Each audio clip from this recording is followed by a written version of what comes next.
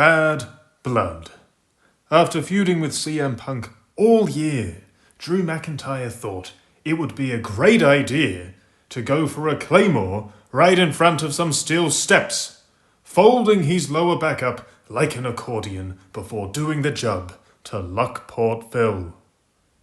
It was the latest in a long line of high-profile losses Drew McIntyre has eaten this decade. Let's turn back the clocks, shall we? Because Drew McIntyre getting cut off at the knee by the geniuses in the booking department is a long-running trend. In late 2019, the push to main events began for McIntyre as he gradually transitioned from bully heel to tough guy babyface. Royal Rumble 2020, one of the best Rumble matches ever, saw the former 3MBer eliminate Brock Lesnar before later winning the match to a huge pop. The next night on Raw, promo time. Will tough guy menacing Drew vow to destroy Lesnar? Was that Rumble elimination only the beginning? Does he come out from the get-go talking tough? No! No, he does not. He was teary-eyed. He revealed he needed someone to pinch him because he couldn't believe he'd won. All smiles. There was some other point too where he thanked his wife like he'd just bagged an Oscar or something. I suppose at least this one doesn't beat him like his first wife apparently did, so that is an improvement in fairness. Now, could you imagine Stone Cold Steve Austin winning the 1998 Rumble and then revealing he was just pinching himself the next night on Raw? Even when Drew McIntyre finally did start talking tough about Brock Lesnar, the damage was done. McIntyre's first lines as future WrestleMania headliner had firmly established him as an oddly soft, emotional guy. There's this habit WWE often have of immediately neutering popular babyfaces the very moment they're in line for that big main event push. Diesel was a big bad tough guy until he won the gold. Then he was wearing Christmas sweaters and smiling and waving. Roman Reigns was massively over as a cool tough guy babyface back in 2014 until they booked him to poison Stephanie McMahon with laxatives or something and cut pathetic cartoon idiot promos about beanstalks and succotash. Seth Rollins, 2019. Surprisingly good as a working man hero babyface looking to redeem himself from his heel run. Once he was champ though, Captain Buzzphrase, who could only speak in lame catchphrases and recaps of shows we'd already saw him doing stuff in. And now, Drew McIntyre, in 2020, already looking like a soft, smiley moron one day into his WrestleMania push. It set the precedent for his title run, which saw him lose all edginess and become the blandest of bland, white meat good guys, without even a crowd to perform in front of, due to a unfortunate illness that swept the world, forcing everything to shut down due to its lethal 99.9% survival rate. Wow. What a stat. Yeah, that was definitely worth losing a whole year of your life over, wasn't it? Definitely the right call that in no way ruined countless lives and businesses. Brilliant. Just brilliant. Great world we live in, where everything turned out well and absolutely nothing shady was going on that ensured the rich got richer and the poor got poorer. Anyways, by the time audiences were allowed to come back, Drew McIntyre was done with 2 title runs and was soundly jobbed out of the main event opposite Bobby Lashley, who was over as champ because, get this, he was allowed to remain a cooler, edgier character. Funny that. The Scotsman spends the rest of the year fumbling around, jobbing, losing any aura he's pushed the year before, flaws and all, might have given him. 2022 is more of the same, until Clash at the Castle draws near and WWE realise they don't have any Welshmen on the roster. So apparently, a Scotsman will do. Great! A Scotsman's homecoming! In Wales. This would be like a New Yorker saying arriving in Texas was a homecoming for him. Come on! Roman Reigns was on the run of his career at the time, and the two had a great match where McIntyre lost before. Oh, my goodness, look at this. Humiliating himself with a sing-along with Tyson Fury. Good grief. From there, the big Scot is firmly demoted to the Midcard, where he can't even get his hands on the Intercontinental Championship. Even when he finally did start turning heel last year, gradually going from jubbing babyface to cool, relatable anti-hero, he still couldn't win. Completely failing in his bid to become World Heavyweight Champion more than once, battling for the losing team at War Games and getting punked out by an injured CM Punk at the Royal Rumble. And this is where, finally, it seemed like McIntyre's Jobber to the Stars booking was about to change. His feud with CM Punk starts off great. It's intense, it's personal, crowd heat is there, even with CM Glass getting hurt almost immediately into his WWE run. But no. Oh no. This whole year has seen McIntyre get the Idiotsville treatment, losing his world title right after winning it at WrestleMania because he wanted to kneel in front of CM Punk at the announcer's desk or something, lose at a show, finally actually in Scotland, because he didn't take the time to look at the referee running in and realise it was Hangman Page's least favourite wrestler of all time. And then finally, he lost his Money in the Bank briefcase after inexplicably cashing in midway through a match, only to have Punk strike again.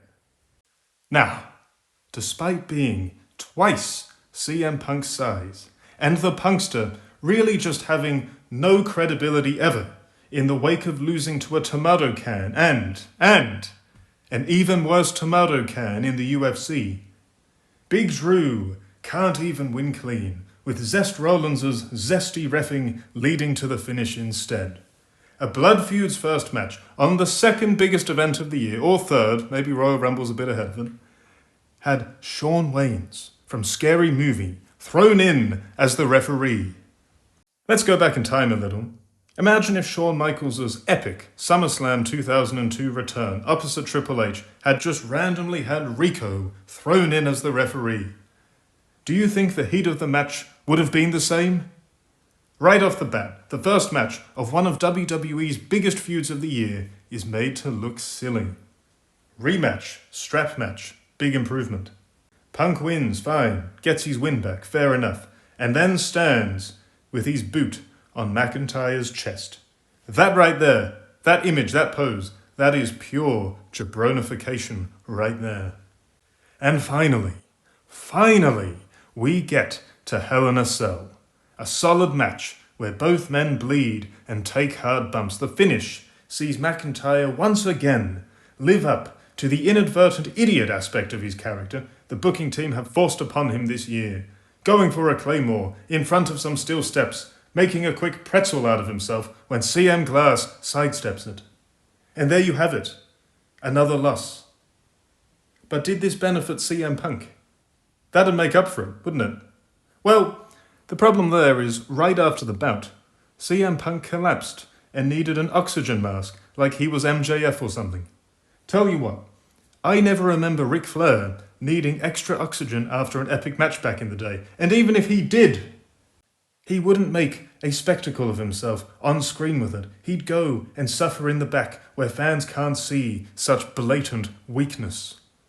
Next night, maybe CM Punk will challenge Gunther. Maybe there'll be a promo between them. That might be interesting. No! Punk's going on a break. And there's a good reason. He can't risk enhancing his already sizable hypocrite douchebag reputation by going to Saudi Arabia. So he's just gonna not be on TV at all until after the show. Yeah, see, he spent a few minutes sucking his own dick before reminding us all he's married to AJ Lee, one of the most overrated women's talents of all time. Yeah, that's right. Before revealing he was going on a break. You know what would have been better? Letting Drew McIntyre win the Hell in a Cell and taking CM Punk out for a month, instead of the man who just came back from 8 months of injury rehab, going on another break just 3 matches into his return. In fact, this whole feud should have been inverted. SummerSlam, CM Punk's first major singles match in WWE in years. He should have beaten Drew McIntyre. Doesn't have to be clean, he should have won. Strap match, he wins again. Just barely though, the strap match gimmick is tailor-made for blink and you'll miss it wins. This result, Drew McIntyre losing by a hair's breadth, drives him crazy. And then finally, Bad Blood, Hell in a Cell. Drew McIntyre finally gets his win and moves on to other things, while CM Punk sits at home pretending Larry the Dog is the child he'll never have. Granted, Drew McIntyre actually does lose twice in this scenario, but the build pays off with him getting the biggest and final win in the feud, while CM Punk gets to enjoy a successful return instead of whatever the hell SummerSlam was meant to be. So there you have it. Time and again, built up, only to be knocked right down. Drew McIntyre is of course hardly the first guy to have this treatment though. Bray Wyatt got hugely over when he first showed up, once people stopped chanting Husky Harris at him. Boom! Lost almost every feud he was involved in. Rinse and repeat from Goldberg onwards for his Fiend run. Dolph Ziggler was very over from 2012 to 2014. Boom! Jobberville! Lost all credibility, no one took him seriously in WWE ever again. Dean Ambrose. Whatever happened to that guy? He was good. Funny, lovable babyface, connected big time with fans. Lost almost every big feud he ever had.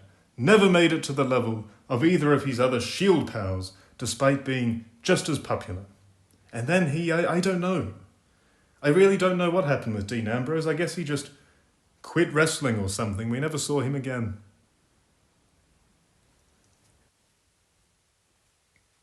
Ryback. Awful wrestler. Super over for a little while though. Lost every feud he had, became a jobber, and then became a joke.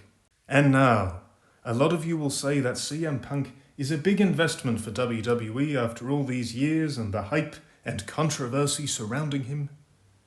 That he's a big star, who needed a big win given how badly his return kicked off with the injury and all that.